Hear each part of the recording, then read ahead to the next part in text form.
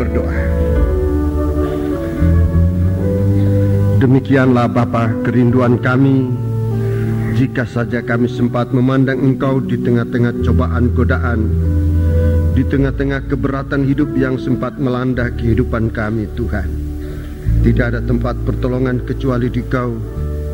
Tuhan, biarlah Engkau menarik hati kami untuk selalu datang kepadamu, memandang wajah-Mu yang penuh kasih karunia, yang mengampuni segala salah dan dosa kami, dan kami dapat bersekutu dengan Engkau. Demikian pada malam hari ini, kami berada di sini duduk di bawah kaki di Kau, Tuhan, merindukan kemurahan-Mu.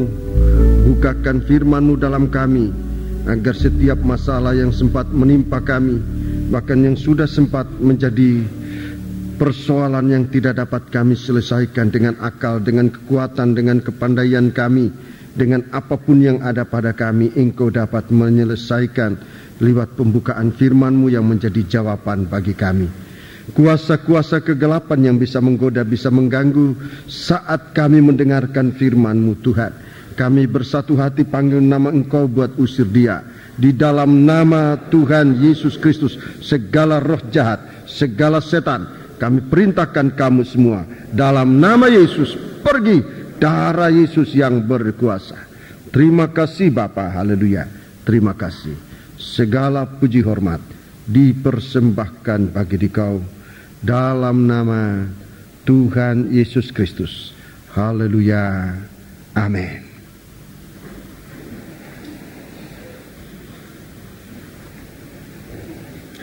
Sidang jemaat yang dikasihi Tuhan, saya menyampaikan salam sejahtera dan selamat berbahagia dalam menerima sabda Tuhan dalam nama Tuhan Yesus Kristus.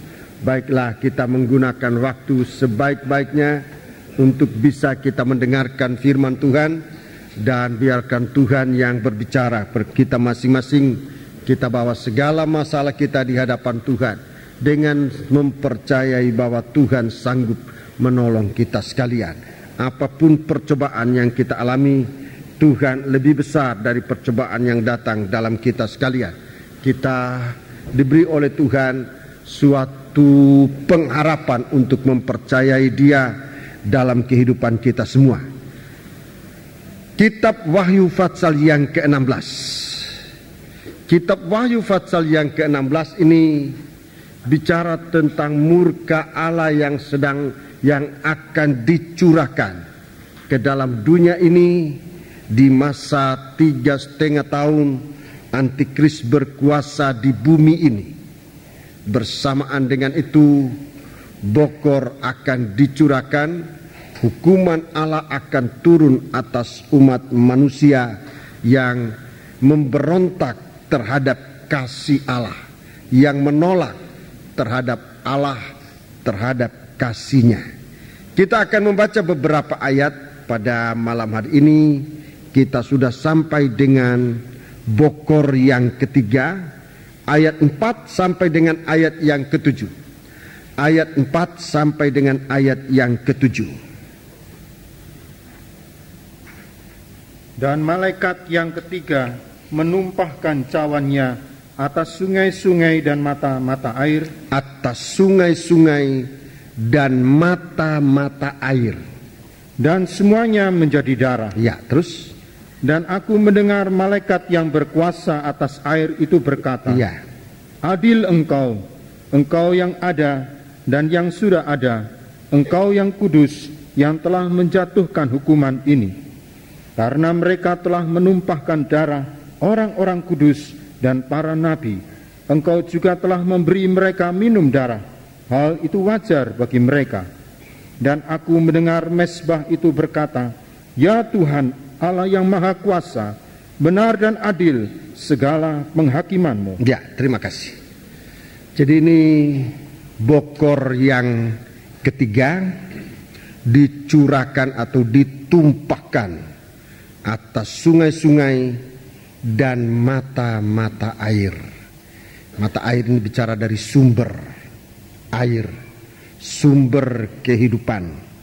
Sementara sungai-sungai ini bicara tentang aliran, tentang kegiatan-kegiatan yang ada di bumi ini. Jadi di suatu waktu segala sesuatu ini akan kena hukuman Allah. Dan jika kita tidak berada pada mata air yang benar dan ikut pada arus yang benar, maka kehidupan kita juga akan dihukum. Sebab itu kalau bokor-bokor ini disampaikan kepada kita, berita tentang pencurahan bokor-bokor ini disampaikan kepada kita, sesungguhnya bagi kita suatu kemurahan Allah untuk mengetahui dan dapat berjaga agar kita nanti jangan sampai terlibat bersama-sama dengan orang-orang yang fasik, yang bagaikan lautan. Lebih dahulu lautan sudah menjadi darah. Lebih dulu lautan sudah menjadi darah. Dalam bokor yang kedua jatuh atau ditumpahkan di atas laut, lautan menjadi darah. Lautan, saudara-saudara, kita sudah mendengar, itu adalah manusia-manusia yang menolak kasih Allah. Dimulai dengan manusia yang terdiri dari orang-orang fasik, ya, itu yang jumlah yang terbesar, orang-orang fasik. Bersama dengan dia juga ada orang-orang Kristen yang gugur dari imannya, juga nanti akan kena. Bersama dengan dia ada juga orang-orang yang di dalam ibadahnya tidak terarah kepada pembangunan rumah Allah, pembangunan tubuh Kristus. Itu juga nanti akan menyatu dengan sekian manusia yang bagaikan lautan itu. Di antara mereka juga ada orang-orang yang hatinya bimbang, yang tidak teguh imannya, yang bimbang, yang mendua hati. Itu juga akan terkena atau akan bersama-sama dengan manusia yang bagaikan lautan banyaknya. Itu sebabnya kita perlu, saudara-saudaraku, setelah menjadi percaya, perlu hidup dalam penggembalaan. Perlu hidup dalam penggembalaan. Injil Tuhan memanggil kita untuk menjadi percaya. Tetapi sesudah kita percaya, iman kita harus senantiasa dibina. Iman kita diteguhkan lewat pengajaran firman. Pengajaran firman meneguhkan iman. PA atau Bible Study yang diadakan di gereja, tujuannya yang utama bukan untuk menambah pengetahuan, itu bukan tujuan utama, tetapi untuk membentuk kehidupan kita menjadi manusia yang kokoh dalam iman, yang teguh dalam iman, tidak bimbang. Sebab orang yang bimbang itu tidak akan bahagia di dalam kehidupannya.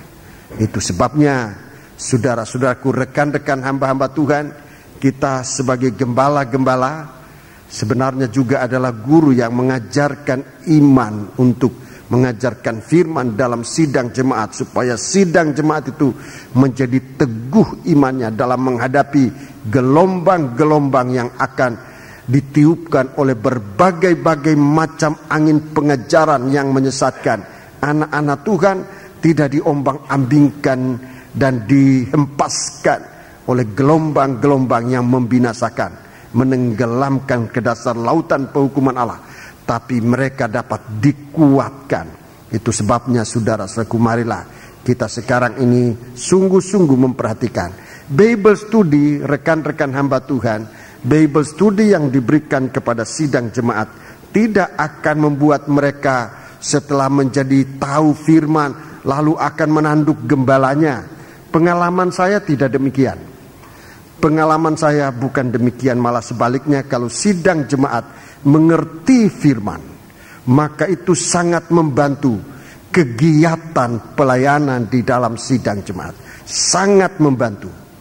Dan sebenarnya di dalam sidang jemaat, seandainya ada yang sering istilah kita katakan suka nanduk, itu sebabnya banyak kali juga ada kesalahan kita hamba Tuhan yang tidak mendidik mereka bagaimana seharusnya menjadi sebagai seorang anggota gereja yang baik. Bible study itu mengajarkan demikian. Sebab itu saya bersama-sama saudara-saudara, marilah sebagai hamba Tuhan bertanggung jawab dalam Bible study. Setiap hari Jumat semacam ini kita berkumpul, rekan-rekan hamba Tuhan, kita berfellowship bersama-sama, saling mendoakan supaya di dalam fellowship semacam ini Tuhan membukakan firman bagi kita sekalian. Mari, saya akan berbicara sekarang sesudah lautan menjadi darah. Sekarang Tuhan lebih mengarah kepada perkara yang sangat penting untuk dijaga, yaitu mata air. Mata air dan sungai-sungai. Sekali lagi, mata air dan sungai-sungai ini yang nanti akan menjadi darah. Bukannya mustahil mata air duniawi itu yang kita lihat, sumber-sumber air, sungai-sungai, bukannya mustahil itu bisa menjadi darah kalau memang demikian cara Tuhan menghukum dunia ini. Tetapi sekarang kita mau lihat yang lebih dalam dari itu adalah perkataan rohani dalam firman Allah. Mata air di dalam Injil Yohanes pasal 4, Injil Yohanes pasal 4, kita lihat di sana ada mata air. Injil Yohanes pasal 4, Injil Yohanes pasal yang keempat.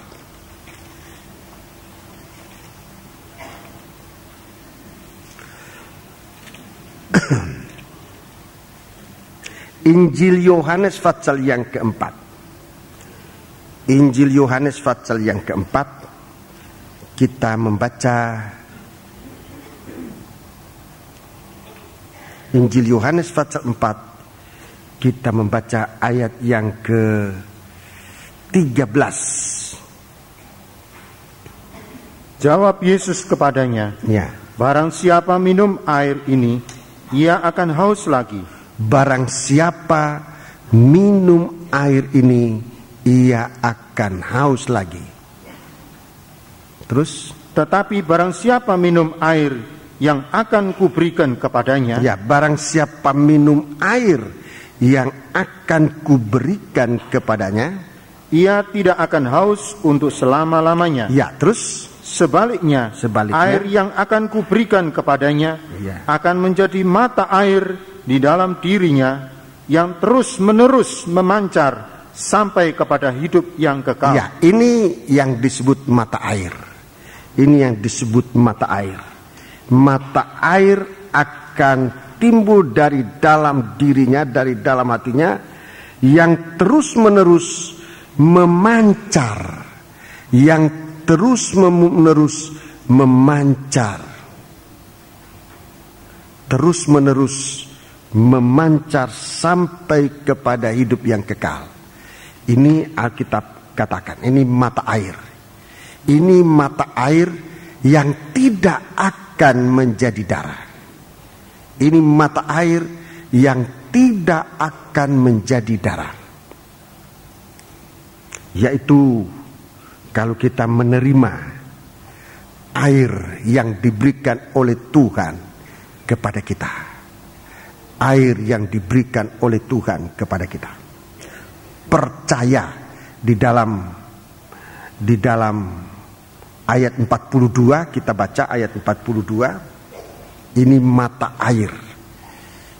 Ayat yang ke-41 ya.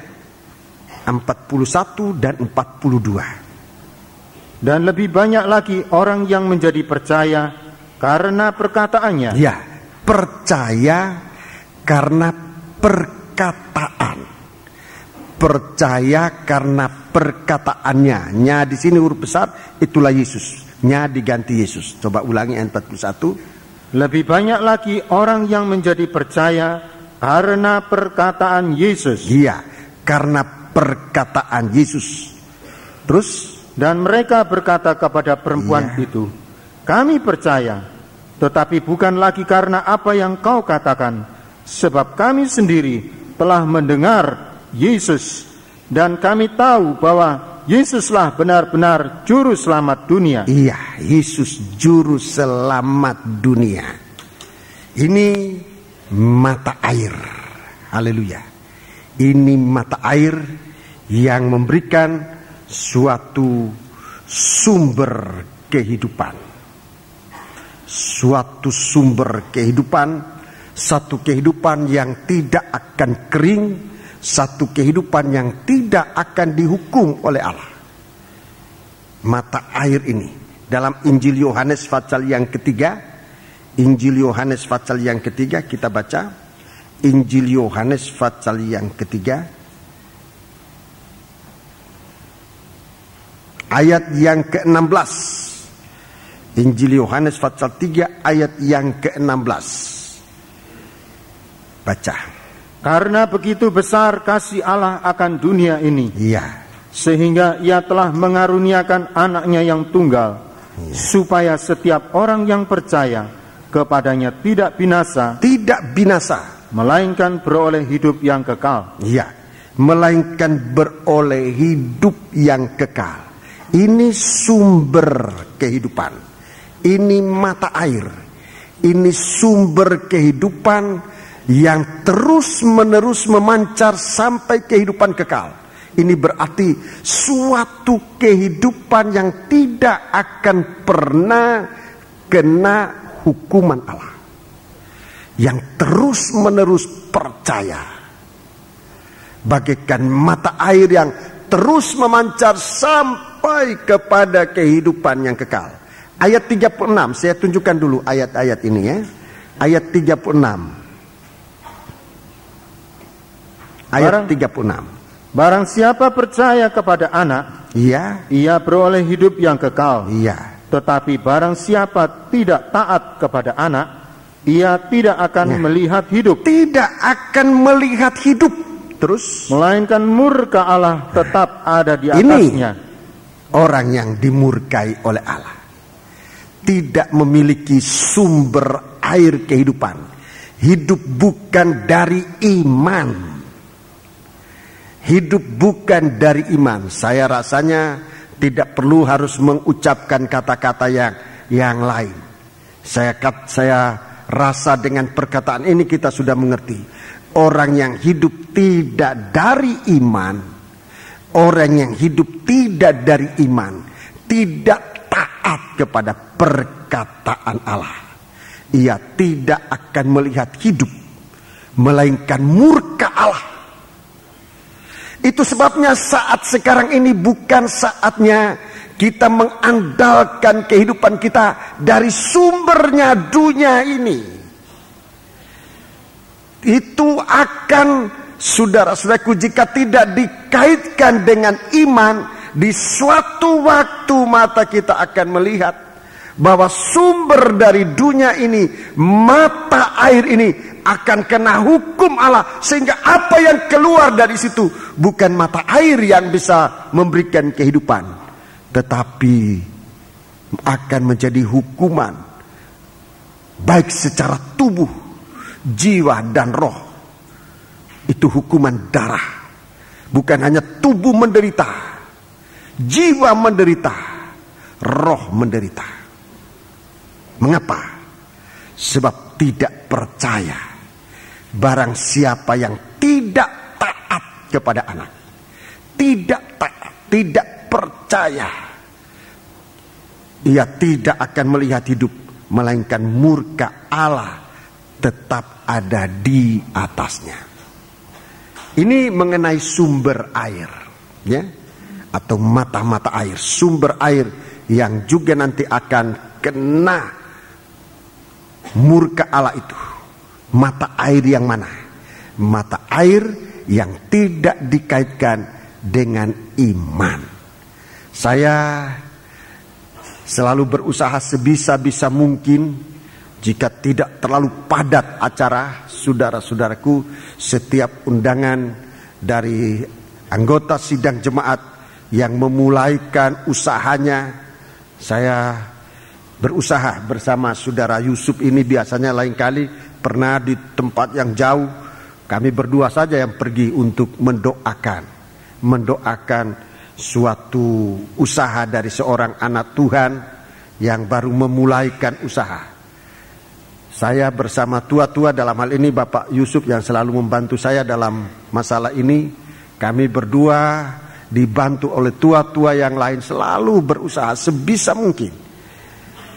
Asal tidak terlalu padat acara sampai tumpang tindih.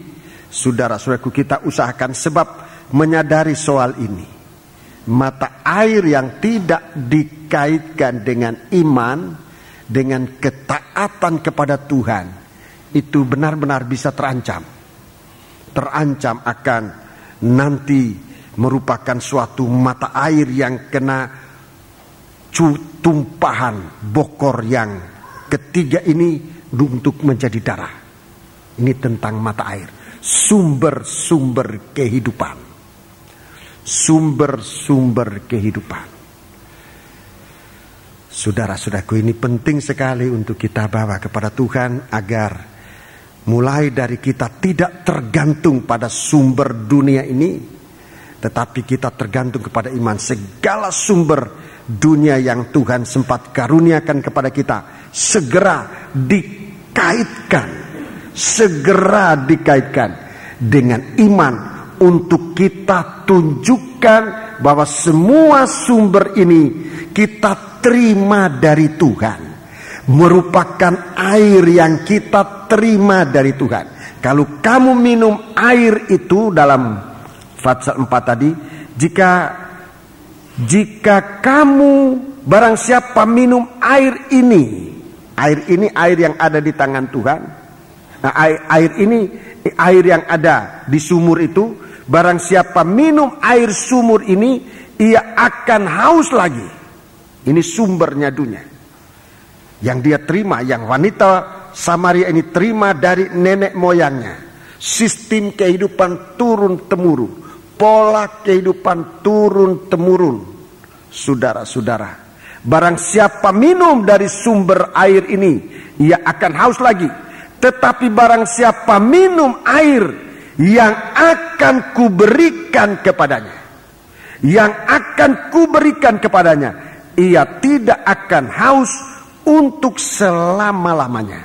Itu sebabnya saya memperhatikan, kalau bisa saya hadir dalam setiap permulaan peresmian atau mendoakan usaha dari anak-anak Tuhan, saya hadir. Kalau tidak, sedikitnya tua-tua dan saya berdoa untuk itu.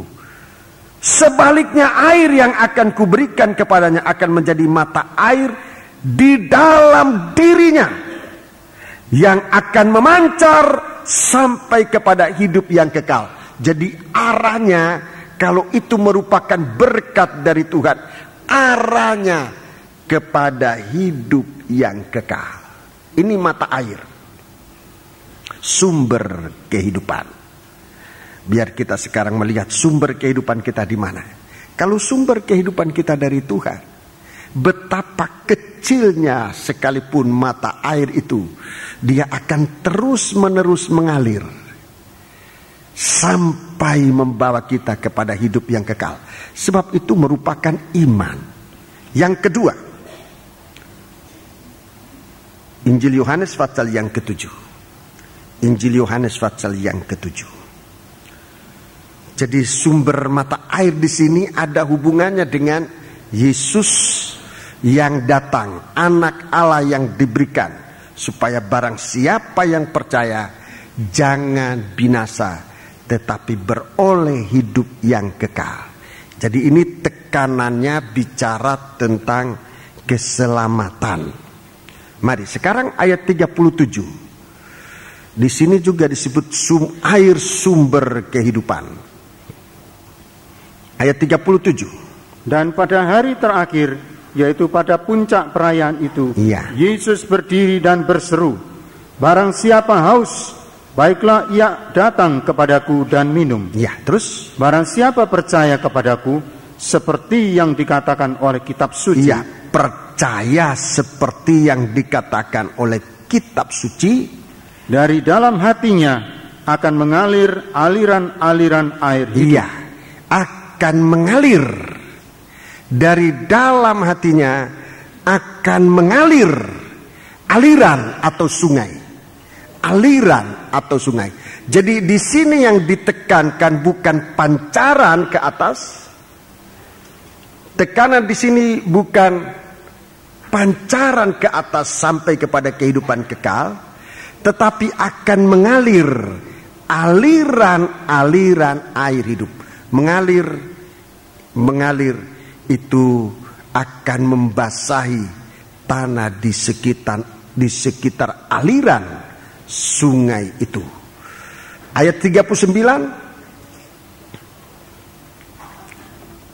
Yang dimaksudkannya ialah roh yang akan diterima oleh mereka yang percaya kepadanya, sebab roh itu belum datang karena Yesus belum dimuliakan. Mari kita membaca ayat 40. Beberapa orang di antara orang banyak yang mendengarkan perkataan-perkataan itu berkata, dia ini benar-benar nabi yang akan datang. Ya, jadi di sini yang ditekankan bukan yang sudah datang, tetapi tentang dia yang akan datang. Baca terus. Yang lain berkata, ya ini Mesias. Dia ini Mesias. Ini di garis bawahi. Jadi dengan percaya di sini, ini percaya yang sungguh-sungguh, saudara-saudaraku, sungguh-sungguh perlu kita miliki. Bukan hanya kita percaya dia itu adalah Yesus, juru selamat, tetapi kita harus percaya juga bahwa dia itu Mesias, Raja yang akan datang.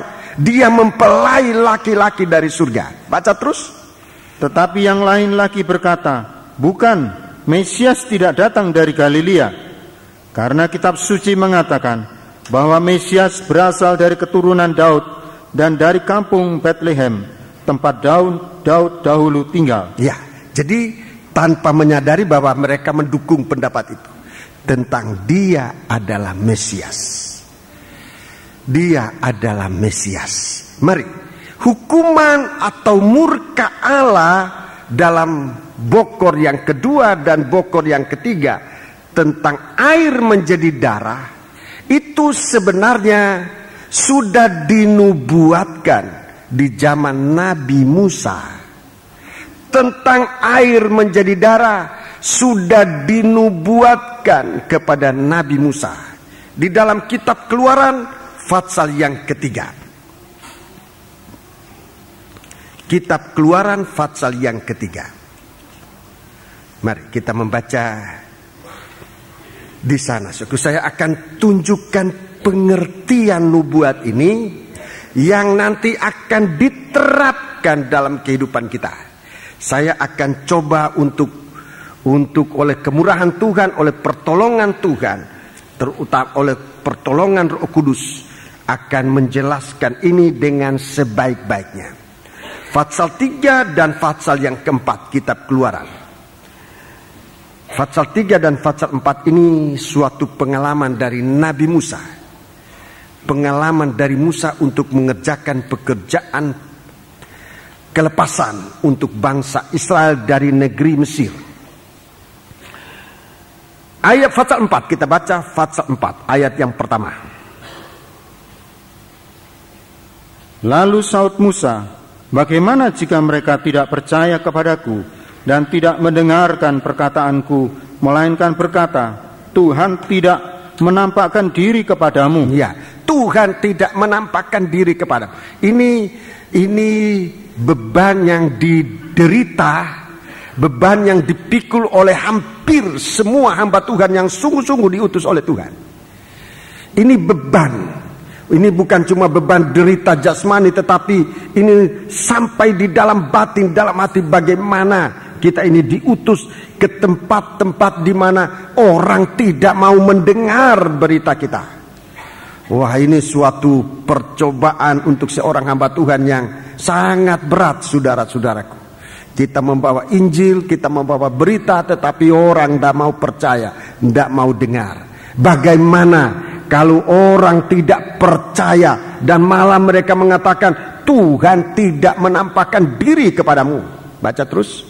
Tuhan berfirman kepadanya, apakah yang di tanganmu itu? Ya, baca terus. Jawab Musa, tongkat. Tongkat.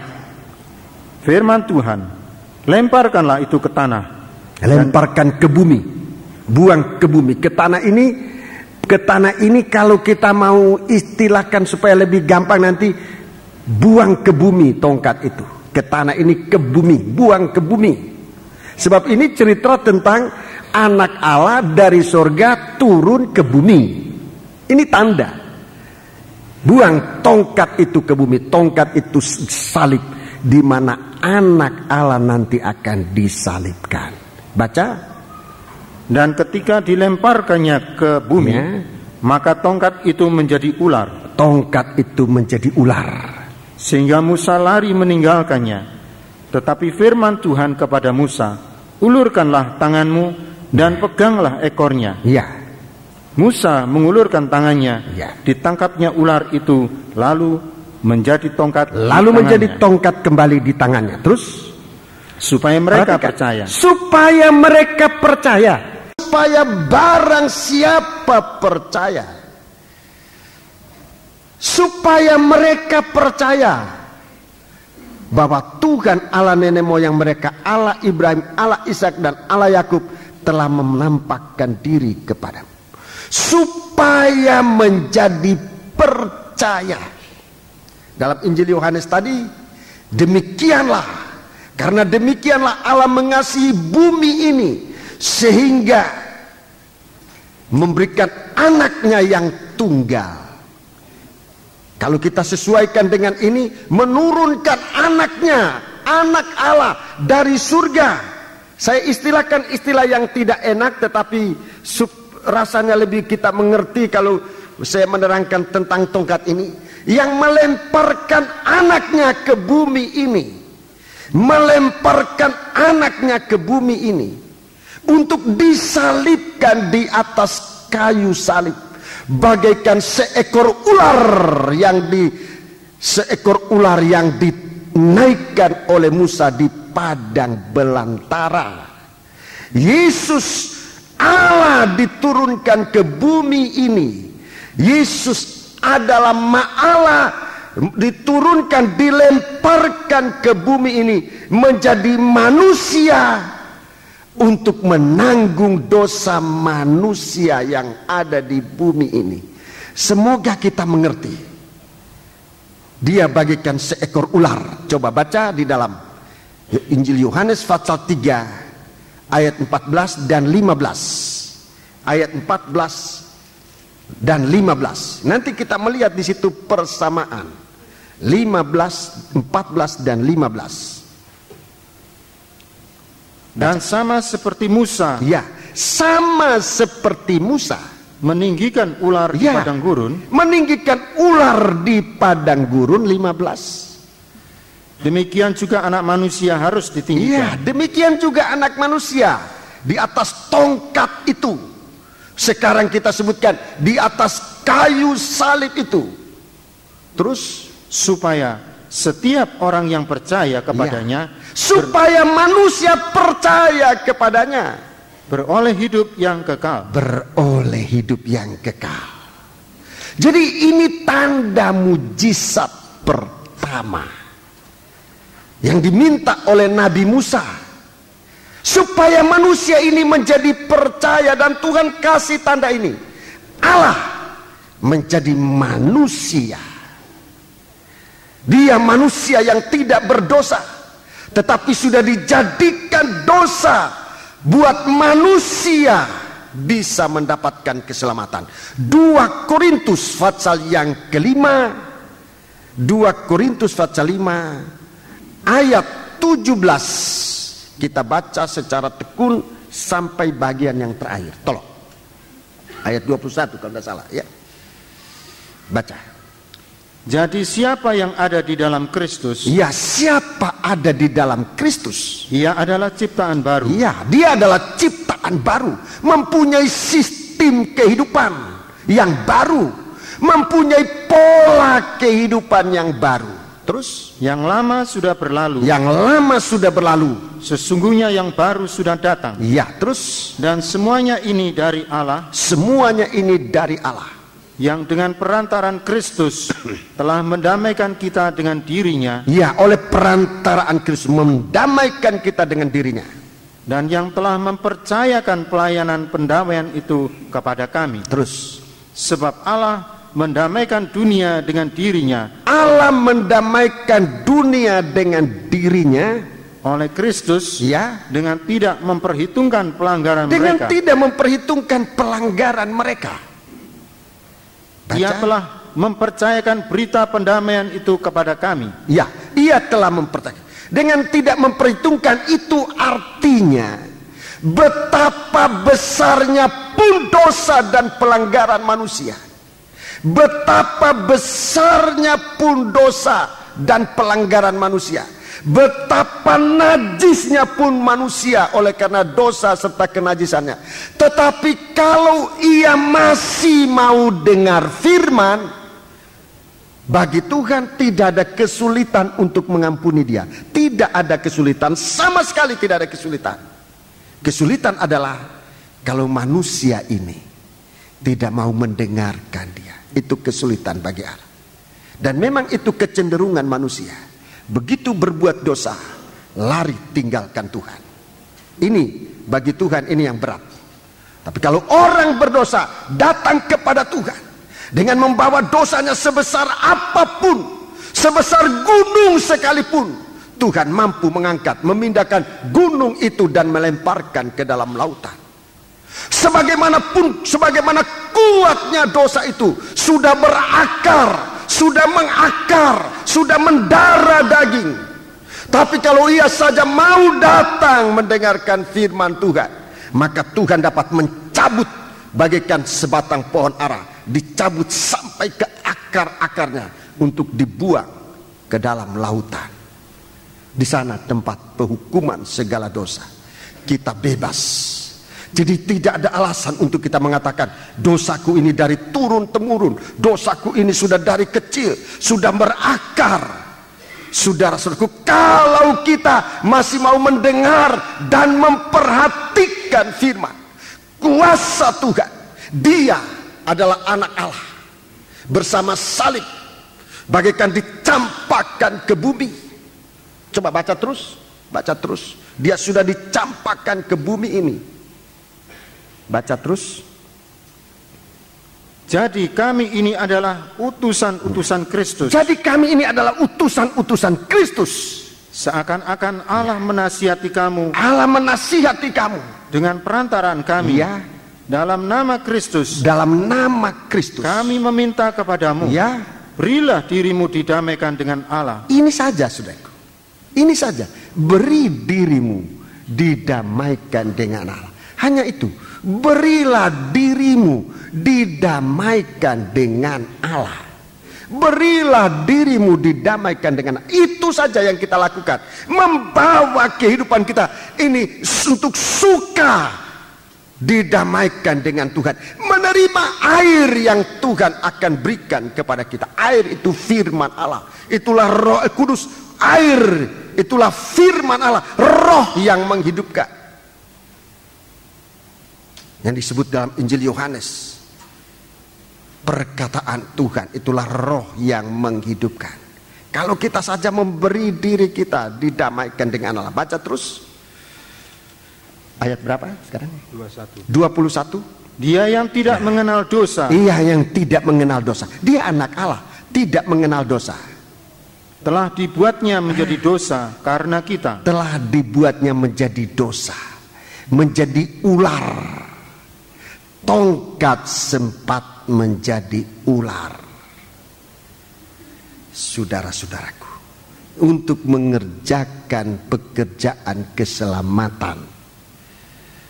Jadi sebenarnya saudara-saudaraku, Tuhan memberikan kita sumber air kehidupan yang bisa memancar terus sampai kepada hidup yang kekal. Artinya iman kita kepada Yesus ini harus ada peningkatan, memancar terus sampai kepada hidup yang kekal.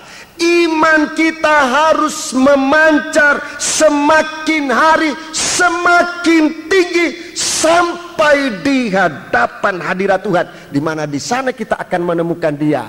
Dia adalah imam besar. Dia adalah raja di atas segala raja. Dia adalah mempelai laki-laki dari surga. Jadi iman, saudara-saudaraku, karena kita mendengar Yesus Allah yang menjadi manusia. Nanti sebentar lagi kita sudah akan memulai merayakan Natal. Kalau kami di daerah Minahasa, saudaraku di Manado, kalau bulan-bulan begini itu sudah lagu-lagu di rumah itu dan pohon terang sudah pada menyala-menyala di rumah-rumah itu sudah dipasang semua. Bulan-bulan Oktober begini. Dan kaset yang paling laku adalah kaset-kaset Natal, sudah sangat laku di bulan-bulan begini. Mau merayakan Natal, cuma sayangnya entah sejauh mana perayaan itu. Apa sekedar lagu-lagu, sekedar pohon terang. Tapi sebenarnya Yesus datang ke dalam dunia ini, itu tanda mujizat yang pertama. Dalam suatu kebaktian Natal saya memberitakan, itu tanda mujizat pertama. Allah menjadi manusia, dijadikan dosa, dijadikan seekor ular yang tergantung di atas tiang. Ambil dia. Tuhan perintahkan kepada Musa, ambil dia. Begitu Musa mengambil dia, maka ular itu menjadi tongkat kembali, menjadi kuasa Allah yang menyelamatkan kita. Mengambil tongkat yang sudah jadi ular itu artinya percaya kepada Yesus yang sudah disalibkan itu. Dia dijadikan dosa. Kita mengambil sikap, posisi seperti orang yang disalibkan. Saya sebut saja di sebelah kanan, sekalipun tidak disebut ayatnya demikian, tapi saya sangat percaya orang yang disalibkan di sebelah kanan Allah itu. Dia melihat Yesus yang disalibkan, yang dihukum sebagai seorang yang jahat seperti dia. Dia katakan, kita ini memang dihukum karena kejahatan kita, tapi dia ini. Kemudian dia pegang itu. Tuhan, ingat akan aku kalau engkau akan datang sebagai raja. Dia bagaikan memegang ekor ular, dan ular itu sudah sempat menjadi tongkat yang membawa dia kembali ke Firdaus. Hari ini engkau bersama aku ada di Firdaus. Keselamatan itu kontan. Keselamatan itu diberikan oleh Tuhan kontan, tidak menyicil, kontan. Kalau kita mau, saudara-saudaraku, untuk diselamatkan, kita terima dia, dan Tuhan memberikan kita keselamatan secara kontan. Saudara percaya? Itu pendamaian Tuhan. Tetapi orang yang satu sama-sama jahat, tapi dia mengejek Tuhan. Dia tidak percaya. Dia tidak ada lagi cerita selanjutnya. Dia binasa. Dia nanti akan ditemukan di hari penghakiman, di mana manusia itu akan dibuang, bukan lagi ke dalam lautan yang menjadi darah, tapi lautan api dan belerang. Itulah api neraka. Jadi saudara-saudaraku, barang siapa percaya kepadaku, barang siapa percaya kepadaku, maka dia dari dalam dirinya akan memancar air sampai kepada hidup yang kekal, sampai ke tahta Allah. Di dalam Efesus pasal yang mari kita membaca Efesus pasal yang keempat. Ini air yang memancar. Ini air yang memancar. Iman itu harus bertambah. Iman itu harus bertambah. Kita baca dulu dalam Efesus pasal yang keempat. Efesus pasal yang keempat. Bagaimana iman kita ini bagaikan sumber air yang memancar sampai kepada hidup yang kekal. Mari kita membaca surat Efesus pasal yang keempat. Surat Efesus pasal yang keempat, ayat 12 dan 13. Untuk memperlengkapi orang-orang kudus. Ya, untuk memperlengkapi orang-orang kudus bagi pekerjaan pelayanan, ya, bagi pembangunan tubuh Kristus. Ya, pembangunan. Ayat 13. sampai kita semua telah jadi iman kita ini dibangun sampai kita semua telah mencapai kesatuan iman dan pengetahuan yang benar tentang anak Allah, kedewasaan penuh dan tingkat pertumbuhan yang sesuai dengan kepenuhan Kristus. Terima kasih. Jadi iman ini harus tumbuh dalam suatu kesatuan sampai kita mengenal Dia dalam keadaannya yang sebenarnya. Ini iman yang tumbuh. Ini iman yang tumbuh. Ini air yang memancar terus sampai kepada hidup yang kekal. Kalau iman ini tidak tumbuh, saudara-saudaraku, gampang ditiup oleh berbagai-bagai macam angin pengajaran. Di dalam Efesus 4 itu dalam ayat yang ke-14 disebutkan nanti diombang-ambingkan oleh berbagai-bagai macam pengajaran. Dia akan gugur, dia akan hancur sebab imannya tidak tumbuh terus sampai ke hadapan takhta Allah, sampai kepada hidup yang kekal. Tidak memancar, air itu tidak naik. Iman itu percaya kepada Yesus itu tidak naik sampai kepada hadirat Allah.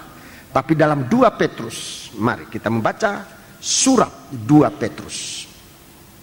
Surat 2 Petrus, kita lihat pertumbuhan dari iman ini.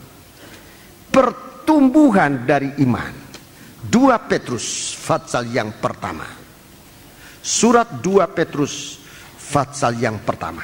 Ini tumbuhan iman, Ini iman yang memancar bagaikan mata air yang memancar sampai kepada hidup yang kekal. Kita baca ayat 3 sampai dengan ayat yang ke-11. Ayat 3 sampai ayat 11 kita baca secara penuh ini, Saudara lihat pertumbuhan iman ini.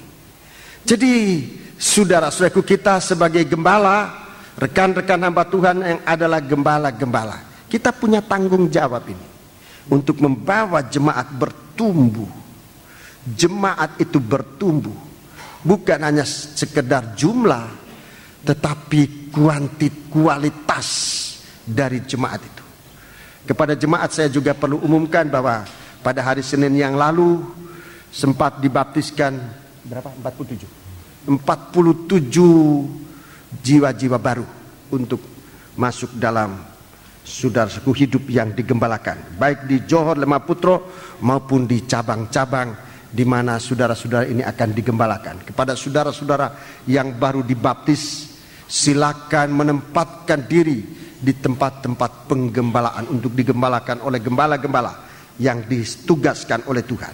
Imanmu harus tumbuh. Baptisan air itu baru merupakan mata air yang memancar, yang keluar, tapi harus memancar sampai kepada hidup yang kekal. Coba dengarkan jalannya. Ayat 3. Karena kuasa ilahinya telah menganugerahkan kepada kita segala sesuatu yang berguna untuk hidup yang saleh. Untuk hidup yang saleh oleh pengenalan kita akan Dia. Jadi pemberian Tuhan itu untuk merupakan sumber kehidupan. Segala menganugerahkan kepada kita segala sesuatu yang berguna untuk hidup. Ini sumber kehidupan. Untuk hidup yang saleh, untuk pengenalan kita akan Dia terus, yang telah memanggil kita oleh kuasanya yang mulia dan ajaib. Kuasa di kayu salib itu. Dengan jalan itu, Ia telah menganugerahkan kepada kita janji-janji yang berharga dan yang sangat besar, supaya olehnya kamu boleh mengambil bagian dalam kodrat ilahi dan luput dari hawa nafsu duniawi yang membinasakan dunia. Jadi mari sekarang ayat yang kelima. Justru karena itu, kamu harus dengan sungguh-sungguh berusaha untuk menambahkan kepada imanmu kebajikan. Jadi bertumbuh ini iman, ini percaya tumbuh. tumbuh menjadi suatu kebajikan. Iman itu hidup karena perbuatan iman. Ya, tumbuh dan menjadi kebajikan. Tumbuh iman itu dipraktekkan. Kalau iman dipraktekkan menjadi kebajikan, perbuatan baik, menjadi hikmat. Saudara-saudaraku, tumbuh menjadi kebajikan. Kalau pikiran-pikiran yang baik, kalau perbuatan yang baik, kalau perkataan yang bijaksana, itu pertumbuhan dari iman. Disingkatkan di sini iman dan kebajikan. Saya ulangi. Jadi iman itu ada. Itu benih pertama. Percaya ini harus memancar bagaikan air kepada kehidupan yang kekal. Iman itu jangan diam. Iman itu jangan dipendam. Kalau iman itu dipendam, dia akan hilang. Dia akan mati sampai menjadi tidak beriman lagi. Coba saudara lihat orang-orang yang tadinya ikut Tuhan, tetapi dia tidak praktikkan imannya. Dia lama-lama makin jauh dan imannya hilang. Sampai dengan karunia sekalipun, sampai dengan karunia rohani pun, kalau tidak digunakan. Para imam-imam, perhatikan, saudara punya karunia-karunia, itu harus digunakan, harus dipakai. Kalau saudara pasif, non aktif, satu waktu karuniamu hilang. Nanti akan menjadi seperti seorang wanita yang kehilangan uang perak. Dia harus mencari baru bisa menemukan. Dia harus menyapu. Coba lihat saudaraku. Lebih baik kita mengerjakan karunia-karunia iman ini tumbuh, daripada nanti baru mencari lagi. Harus nyapu, harus menerangi di mana-mana, menemukan untuk kemudian. Untung kalau menemukan, kalau tidak menemukan, keburu Tuhan datang dan benar-benar nanti susah. Sebab itu gunakan segala iman. Iman ini harus dipraktikkan menjadi kebajikan dalam perbuatan. Kalau dalam perkataan menjadi bijaksana, menjadi hikmat. Saudara-saudaraku, terus baca. Dan kepada kebajikan pengetahuan. Ya, kebajikan itu menjadi suatu hikmat, suatu pengetahuan. Terus, dan kepada pengetahuan penguasaan diri. Pengetahuan kepada penguasaan diri. Kepada penguasaan diri ketekunan. Ya, inilah iman yang tumbuh. Itu bisa kelihatan di dalam gereja Tuhan. Sejauh mana anak-anak Tuhan yang imannya tumbuh. Kita bisa melihat, sebagai seorang gembala kita bisa melihat. Kita bisa melihat bagaimana seorang beriman itu tindakannya apa. Tindakannya itu membuat dia menjadi tambah lebih mengenal Tuhan atau tidak. Sebab setiap kita bertindak benar, kita punya pengenalan akan Dia lebih meningkat. Pengenalan kita kepada Tuhan lebih meningkat. Kalau pengenalan kita kepada Tuhan lebih meningkat, kita dapat menguasai diri. Kalau penguasaan diri kita kepada Tuhan, kita bisa mulai memasukkan kehidupan kita seperti apa yang kita lihat dalam Tuhan, apa yang kita kenal di dalam firman. Penguasaan diri itu artinya kita memasukkan kehidupan kita di dalam Yesus Kristus, sehingga apa yang dilihat, hidupku ini bukannya aku lagi, tapi Kristus yang ada di dalam aku. Ini istilah lain dari penguasaan diri. Apa yang Tuhan tidak lakukan, kita tidak lakukan. Daging tidak bisa menguasai kita, Yesus yang menguasai kita. Itu istilah lain dari penguasaan diri. Kita mulai bersikap, berpendirian, berperasaan, Berpikir seperti Yesus berperasaan, seperti Yesus berpikir. Ini penguasaan diri. Jadi pengenalan kita kepada Tuhan semakin meningkat. Dari langkah-langkah pertumbuhan ini. Terus ayat 6. Ayat 6 penguasaan diri, ulangi. Ketekunan. Baca terus ayat 6. Dan kepada pengetahuan penguasaan diri, kepada penguasaan diri ketekunan, dan kepada ketekunan kesalehan. Jadi kalau kita memasukkan hidup kita seperti Yesus dalam Filipi pasal 2,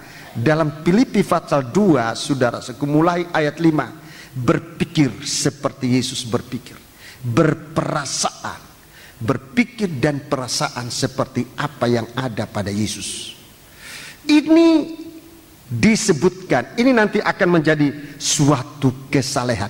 Ini yang disebutkan suci, saleh. Hati kita dikosongkan dari berbagai-bagai macam perkara daging, dan Tuhan akan percayakan kepada kita banyak hal. Kalau kita sampai kepada soal kesalehan ini, sampai kepada soal kesalehan, jangankan untuk kebutuhan hidup jasmani kita, sampai dengan kerajaan surga pun perkara rohani dibukakan untuk kita. Firman Allah diberikan oleh Tuhan kepada kita, tapi kita harus sampai pada kesalehan ini, mengosongkan diri dari segala sesuatu, amarah, hawa nafsu, dengki, iri hati. Ini yang banyak kali memenuhi hati manusia. Jika iman tidak bertumbuh, jika kehidupan kita, percaya kita, air yang kita terima dari Dia yang menghasilkan air itu tidak bersumber dan memancar sampai kepada hidup yang kekal. Yang kita lihat kalau kesalehan, kalau kita sudah hidup sampai kepada kesalehan, saudara-saudaraku, itu kita sudah semakin dekat dengan Tuhan. Doa kita selalu didengar oleh Tuhan. Ayat yang ke-7. Dan kepada kesalehan kasih akan saudara-saudara, dan kepada kasih akan saudara-saudara, kasih akan semua orang. Iya, ini puncaknya. Jadi tiga langkah penting ini, saudaraku. 3 langkah penting disebutkan, mulai dari iman. Kalau iman ini tumbuh, akan sampai ini pertumbuhan. Nanti sudah lihat langkah-langkah, ada kebajikan, pengetahuan, penguasaan diri, ketekunan. Ini praktik dari iman. Kalau iman dipraktikkan, itu nanti akan meningkat kepada kesalehan, kepada kesucian. Kesucian itu adalah hasil dari praktik iman. Tidak mungkin bisa suci tanpa iman kita praktikkan. Mungkin kita merasa benar tapi benar sendiri, itu bukan kesalehan. Mungkin kita merasa suci tapi suci sendiri, itu bukan kesucian. Tapi kesucian merupakan hasil dari pertumbuhan iman sampai kita mengalami langkah kedua adalah kesalehan. Langkah yang sesudah kesalehan adalah kasih. Ini puncak. Ini sudah, kalau kita sudah berada di daerah kasih, itu di daerah arasnya Tuhan. Itu di daerah kerajaan surga.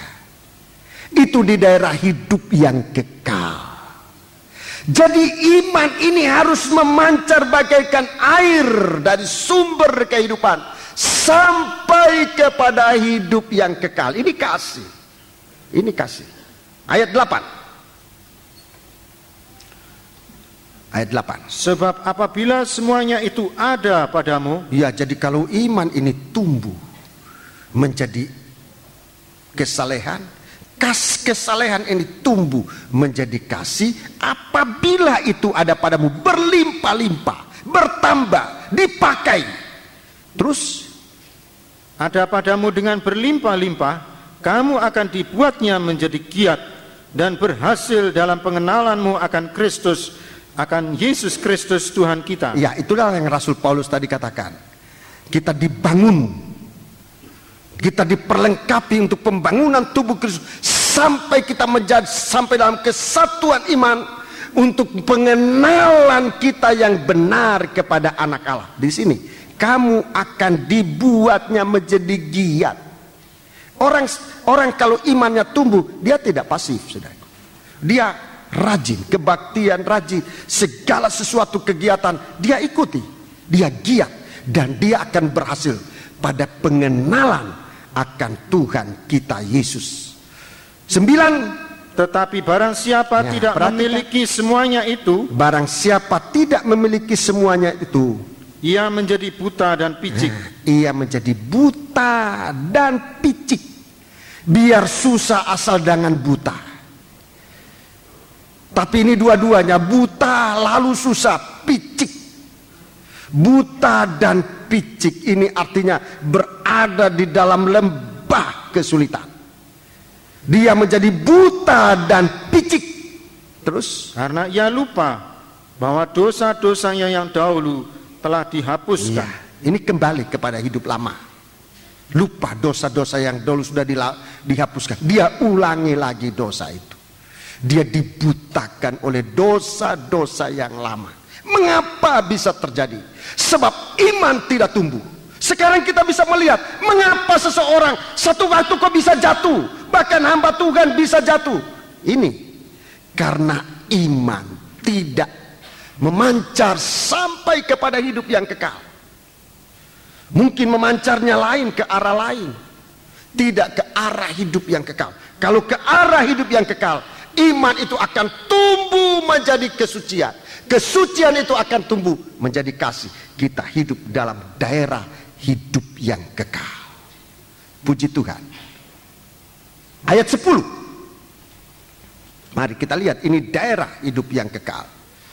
Karena itu saudara-saudaraku, berusahalah sungguh-sungguh, supaya panggilan dan pilihanmu makin teguh, tersandung. Baca terus. Dengan demikian kepada kamu akan dikaruniakan hak penuh untuk memasuki kerajaan kekal, yaitu kerajaan Tuhan dan juru selamat kita Yesus Kristus. Ya, ini pola kehidupan.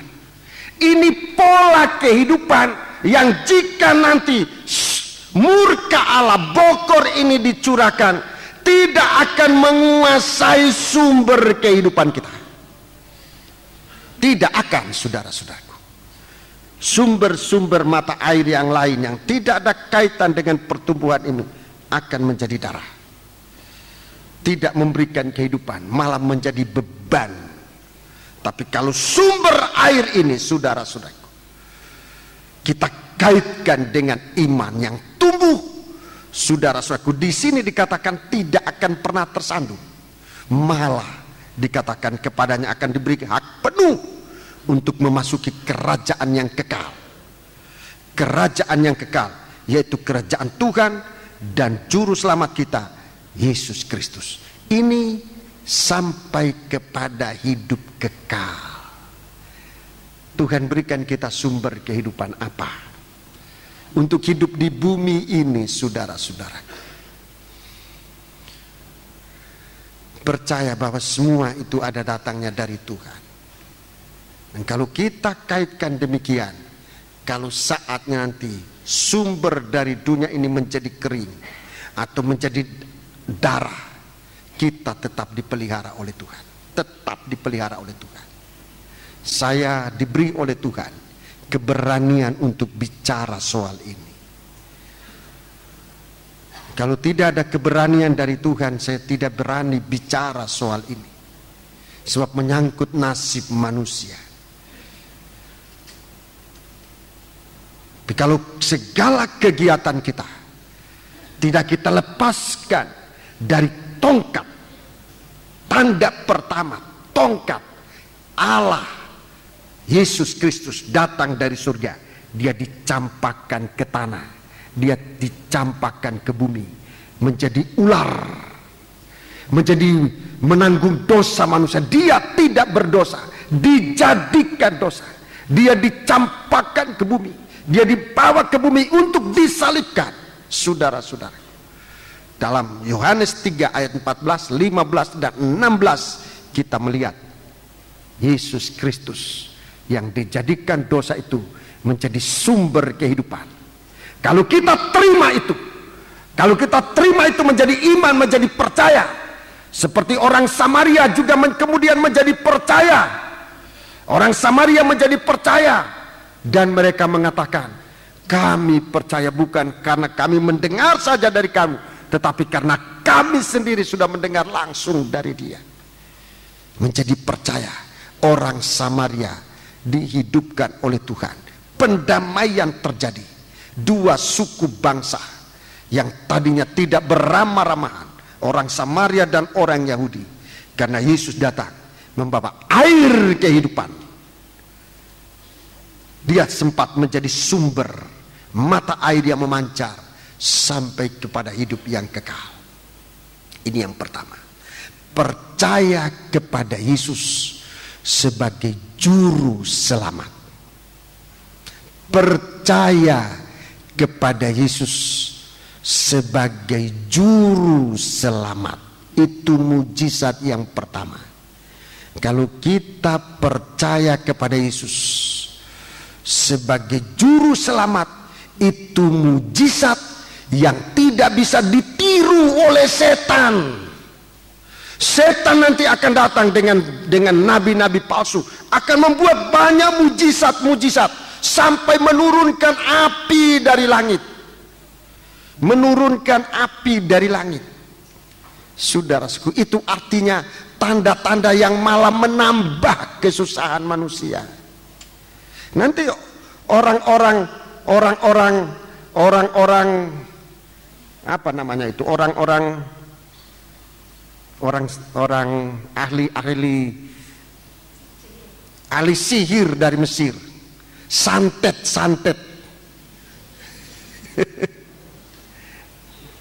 jadi santet itu sudah cerita lama itu dari dulu. Orang santet itu juga membuat begitu, tongkat jadi ular, menambah dosa sudah ada, ditambah lagi dosa, jadi tambah susah hidup manusia. Manusia sudah begitu panas, dia turunkan lagi api dari langit.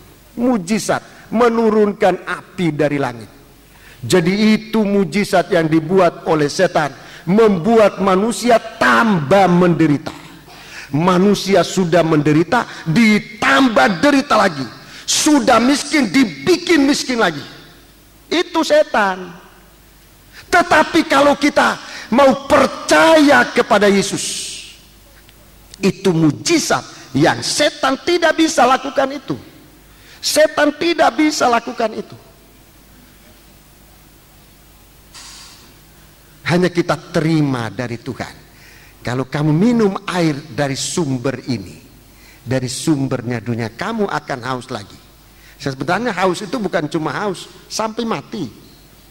Tapi kalau kamu minum air yang akan kuberikan kepadamu, maka dari dalam dirimu, dari dalam hatimu akan memancar mata air yang akan memancar sampai kepada hidup yang kekal. Mari kita kembali kepada kitab Keluaran pasal yang keempat. Jadi ini tanda pertama, saudara. Ini tanda pertama.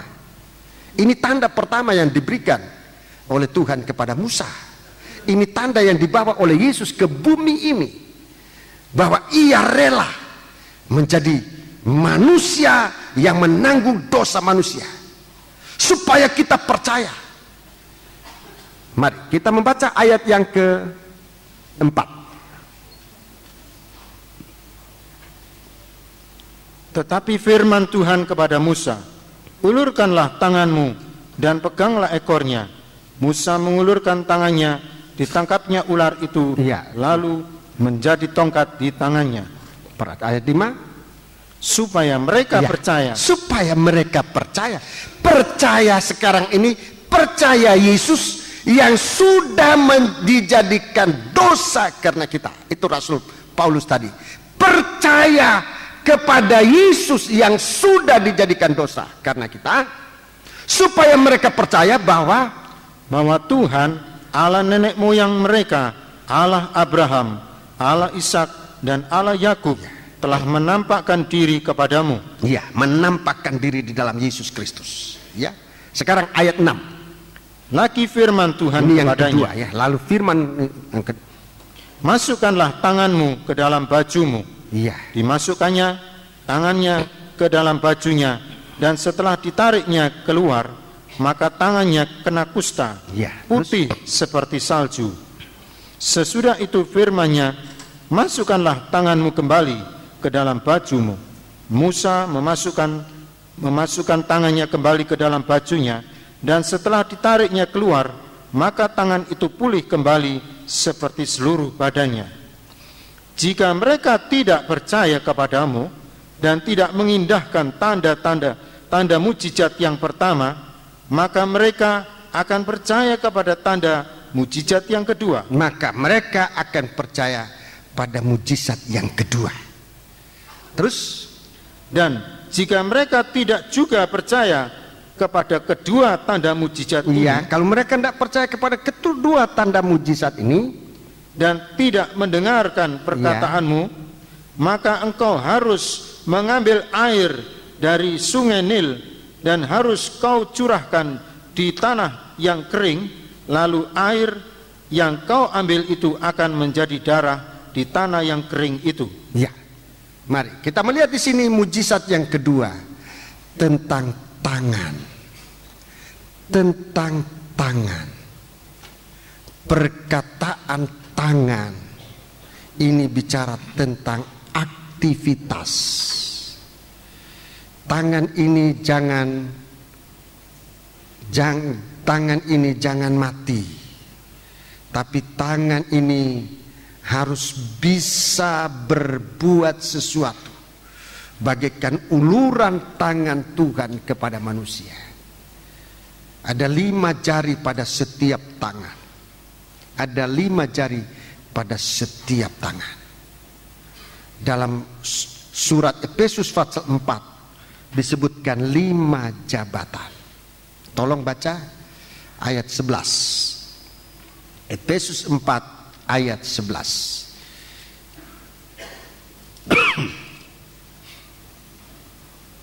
Efesus 4 ayat 11. Dan ialah yang memberikan baik rasul-rasul, mengangkat rasul-rasul maupun nabi-nabi, baik pemberita-pemberita Injil, maupun gembala-gembala dan pengajar-pengajar. Terima kasih. Jadi di sini ada 5 jabatan, mulai dari rasul-rasul, nabi-nabi, pemberita Injil, kemudian gembala, dan yang kelima pengajar-pengajar. 5 jabatan, bagaikan 5 jari Allah yang diturunkan di tengah-tengah manusia. 5 jabatan ini di dalamnya kita melihat kegiatan Allah di dalam sidang jemaat. Kegiatan Allah di dalam sidang jemaat. Apa sesungguhnya kegiatan Allah ini? Ayat 12. Tolong baca ayat 12. Untuk memperlengkapi orang-orang kudus. Untuk memperlengkapi orang-orang kudus. Bagi pekerjaan pelayanan. Untuk memperlengkapi ini seperti mempersiapkan orang-orang kudus. Ulangi. Untuk memperlengkapi orang-orang kudus bagi pekerjaan pelayanan. Untuk mempersiapkan orang-orang suci masuk dalam pelayanan. Bagi pembangunan tubuh Kristus. Iya, pelayanan pembentukan tubuh Kristus. Terima kasih.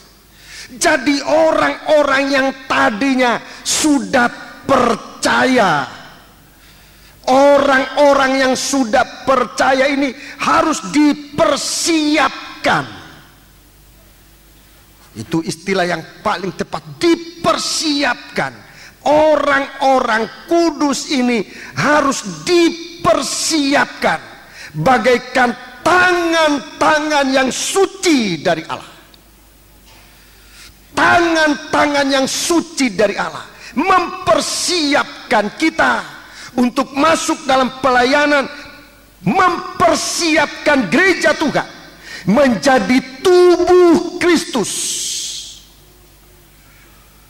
Jadi sesudah diselamatkan dengan tongkat tadi, sesudah diselamatkan dengan tongkat tadi, gereja Tuhan ini harus dibawa kepada suatu kegiatan dalam pembangunan tubuh Kristus, menjadi tubuh Kristus, menjadi mempelai wanita yang sedang menanti kedatangannya yang kedua kali. Apa artinya dipersiapkan menjadi tubuh Kristus? Apa artinya disiapkan menjadi tubuh Kristus? Artinya ini sederhana sekali. Kita manusia yang tadinya daging, kita tadinya manusia yang berdosa. Setelah diselamatkan, iman kita tumbuh. Kita sedang dikerjakan oleh Tuhan. Saya gunakan istilah dikerjakan dengan diubahkan oleh Tuhan.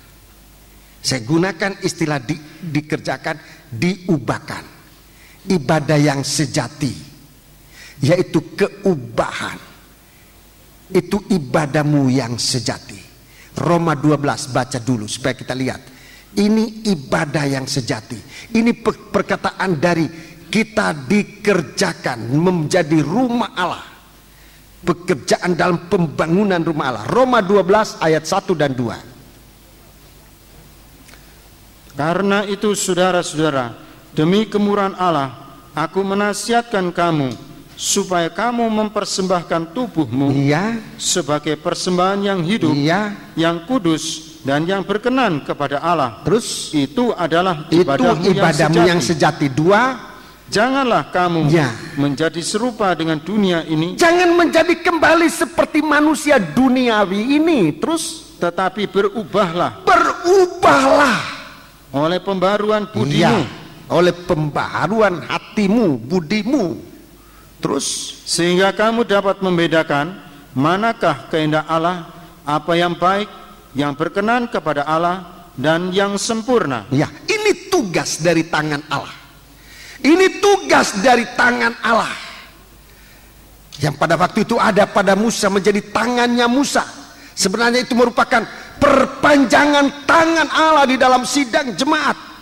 Hamba-hamba Tuhan itu sesungguhnya adalah perpanjangan tangan Allah di tengah-tengah sidang jemaat untuk mengerjakan suatu pekerjaan pembaharuan, agar kehidupan kita yang tadinya daging dipersembahkan kepada Tuhan, dibaharui oleh Tuhan. Pekerjaan bukan penyelamatan lagi ini, tapi pekerjaan pembaharuan. Itu mujizat yang kedua yang sedang dikerjakan oleh Tuhan sekarang ini. Ini merupakan air yang mengalir. Hamba-hamba Tuhan ini adalah manusia juga, tapi manusia yang selamat. Begitu dia diselamatkan, dia bagaikan air yang mengalir di antara sidang jemaat ini, saudara-saudara. Mengalir untuk apa? Untuk turut membasahi tanah-tanah kering di sekitar hidupnya. Itu sungai. Kegiatan ini kegiatan yang tidak akan dihukumkan. Itu sebabnya saya merindu, sekalipun kemampuan saya terbatas, saya merindu berada di tengah-tengah sidang jemaat. Bagaikan aliran air berada di tengah-tengah sidang jemaat. Hamba-hamba Tuhan berada di tengah-tengah sidang jemaat. Bagaikan air, saluran air, aliran yang mengalir. Untuk apa? Untuk mempersiapkan sidang jemaat ini. Percaya, bukan hanya anak Allah itu disebutkan Yesus, tetapi dia juga Mesias. Mesias itu artinya dia yang diurapi, raja yang akan datang, mempelai laki-laki, itu Mesias. disiapkan untuk menyambut Mesias. Itu di dalam Yohanes pasal 7 tadi. Sampai mereka punya pikiran bukan hanya soal korban Paskah, tetapi pikiran mereka di puncak perayaan, pikiran mereka kepada Mesias yang akan datang itu. Sebab mereka masih dalam perbantahan, apa dia itu Mesias atau tidak. Tangan Allah yang ada di dalam sidang jemaat bagaikan saluran air. Saya sekali lagi, sesungguhnya hati saya merindu. Kemampuan saya memang terbatas, bisa berada di tengah-tengah sidang jemaat. Kemampuan saya terbatas. Saya mohon pengertian dan mohon maaf dan sidang jemaat sekalian. Tetapi di samping saya tidak berdiri sendiri, ada tua-tua. Terimalah para tua-tua itu merupakan perpanjangan tangan Allah kepada saudara. Di waktu ada penderitaan, ada percobaan, ada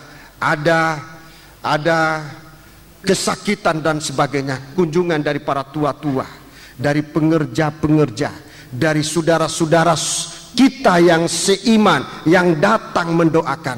Itu dalam sistem penggembalaan, saudaraku. Kita berada di tengah-tengah sidang jemaat. Kita punya tugas sekarang bagaikan tangan Tuhan untuk membawa sidang jemaat disiapkan untuk bisa menerima Yesus yang datang kedua kali. Di sana kita manusia, memang manusia, bahkan manusia yang berdosa diubahkan menjadi sama seperti tubuhnya yang mulia. Ini mujizat yang kedua. Jadi dua mujizat. Yang pertama, Allah menjadi manusia, menyelamatkan kita. Ini mujizat pertama. Allah adalah Allah ilahi, dicampakkan ke bumi di atas kayu salib, di atas gunung Golgota. Saudara-saudaraku, dari Bethlehem sampai ke Golgota, dia benar-benar sebagai manusia menderita. Dia dicampakkan ke bumi untuk menyelamatkan kita manusia. Tetapi sesudah itu pekerjaan adalah untuk mengerjakan manusia yang diselamatkan ini diubahkan untuk menerima tubuh yang baru. Bukan tubuh nafsani, tapi tubuh rohani. Ini tangan Allah. Ini tangan Allah yang sedang diulurkan kepada kita. Dan siapa yang tidak menerima, saudara, kita melihat siapa yang, kalau kita masukkan dalam dada, kita melihat kalau tangan ini dimasukkan, itu artinya tidak aktif. Tidak aktif. Kalau tangan dimasukkan dalam dada baju, itu terikat, tidak aktif dalam pelayanan. Kalau kita lihat, dia putih tapi kusta. Kelihatan benar tapi tidak ada gunanya. Dia pasif.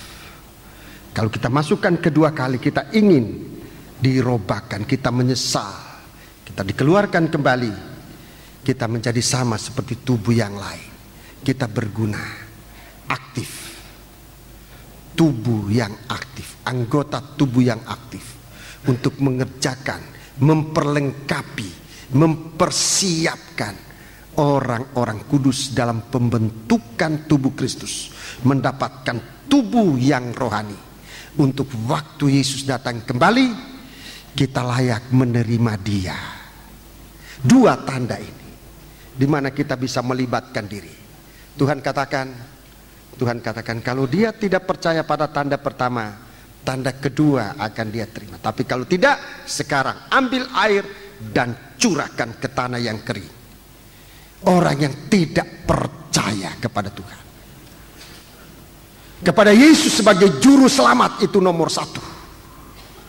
Sekarang sesudah kita percaya Yesus sebagai juru selamat, sekarang yang kedua yang perlu kita hati-hati, percayakah kita bahwa Yesus akan datang kembali sebagai kepala atas gerejanya, atas tubuhnya, sebagai mempelai laki-laki dari tubuh. Ini banyak yang tidak percaya, kebanyakan adalah orang Kristen sendiri.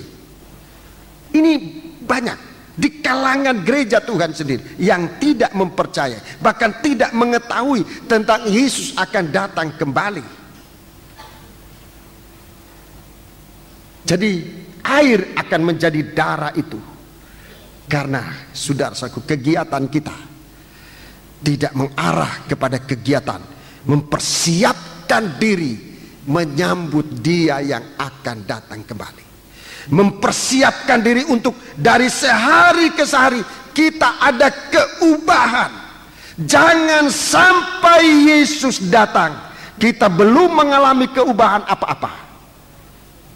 Sumber air, mata air akan jadi darah. Dihukum karena tidak percaya.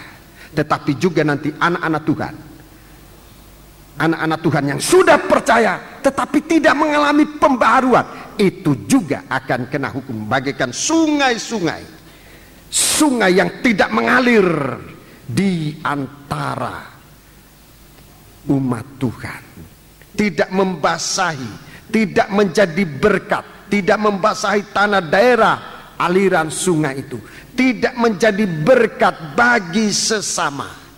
Umat Tuhan percaya untuk saling menguatkan supaya terjadi pembaharuan, dan saat Yesus datang kita akan masuk dalam perjamuan malam pesta kawin anak domba Allah. Lihat kegiatan kita ini apa? Kegiatan kita apa? Ini ada dua kegiatan. Kegiatan duniawi. Banyak kali kegiatan duniawi begitu hebatnya, dan memang Firaun, setan melakukan begitu supaya kita jangan teringat akan berita tentang kelepasan, akan kegiatan rohani, pergi ke padang belantara untuk beribadah kepada Allah. Ibadah kita kepada Tuhan banyak kali kita pikir seperti membuang-buang waktu pergi ke padang belantara. Semakin lama nanti semakin kita akan dibawa semacam itu, meninggalkan kegiatan-kegiatan kita untuk pergi pelayanan pembangunan tubuh Kristus, bagaikan pergi ke padang belantara. Hitung-hitung kita rugi. Pergi ke padang belantara, tinggalkan kegiatan kita. Siapa yang bicara begitu? Bukan orang Israel, Firaun. Dia tegur kepada Musa, kamu lihat orang-orang ini betapa sibuknya, masakan kamu membawa dia untuk sia-sia ke padang belantara untuk berbakti kepada Tuhan? Dan dia diusir dari hadapan Firaun. Ini terjadi sekarang ini. Semakin hebat kegiatan duniawi, semakin hebat kegiatan duniawi, semakin mata kita terhalang untuk melihat kegiatan pembangunan tubuh Kristus. Ditakutkan waktu Yesus datang, tangan kita masih berada di dalam dada baju. Kita belum berbuat apa-apa untuk kepentingan pekerjaan Tuhan. Baik kita terjun secara langsung, mengorbankan tubuh, jiwa, dan segala sesuatu, tenaga kita, pikiran kita, harta benda kita, waktu kita. Kalau Tuhan membutuhkan apa-apa dari kita, kita sudah harus tanggap di hari-hari ini. Kita harus tanggap. Itu sebabnya saya memberi kesempatan leluasa, seluas-luasnya kepada seluruh anggota sidang jemaat untuk setiap kegiatan, baik kegiatan rutin di dalam gereja Tuhan. Sudah kita mempunyai gereja baik di sini di Jalan Johor, juga cabang-cabang kita. Di Surabaya ini ada berapa cabang? 20 lebih. 20 lebih cabang-cabang. Di mana selain dari cabang-cabang kita, ada gereja-gereja lain yang juga terus dalam fellowship kita, dalam pengajaran mempelai ini. Datang dalam kebaktian-kebaktian itu, saudara-saudara. Kita harus bisa melihat kesatuan tubuh ini. Jangan nanti sampai Tuhan datang tangan kita masih di dalam dada baju. Dua tangan. Setelah dibuka nanti akan dilihat hanya kusta saja. Tidak bisa dipakai. itu harus keluar dari tubuh Kristus. Tetapi biar sekarang kita ini tanggap. Mungkin kita perlu memberikan sumbangan pemikiran, sumbangan tenaga, sumbangan harta benda, sumbangan doa, sumbangan apa saja, supaya tangan kita turut ramai-ramai di dalam pembangunan rumah Allah. Di saatnya sudah tiba, dan kalau Yesus datang, Dia sudah mengambil tempat di dalam kehidupan kita. Puji Tuhan. Jadi Tuhan katakan, lihat, kalau dia tidak percaya pada tanda yang kedua, coba lihat tanda yang pertama, coba lihat tanda yang kedua. Kalau dua-dua dia tidak percaya, sekarang hukuman itu jatuh. Mata air menjadi darah. Aliran-aliran sungai itu juga menjadi darah.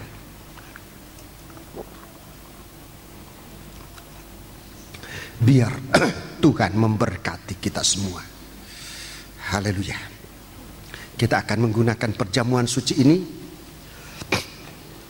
Yesus sudah dicampakkan ke bumi dan disalibkan di atas gunung Golgota.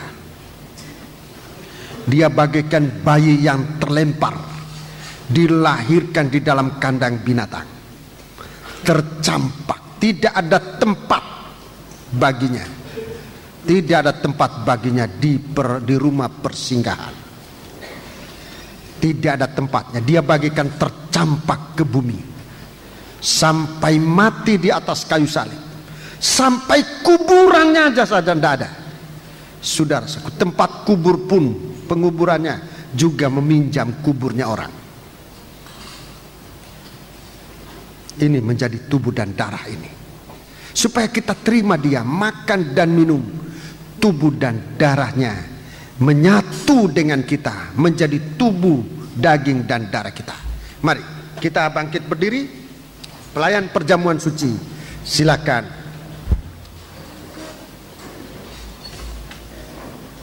Kita akan silakan maju ke depan. Kita melakukan nyanyian yang terakhir tadi. 296. Jangan kau lihat akan besar bebanmu. 296. Kita akan menggunakan perjamuan suci.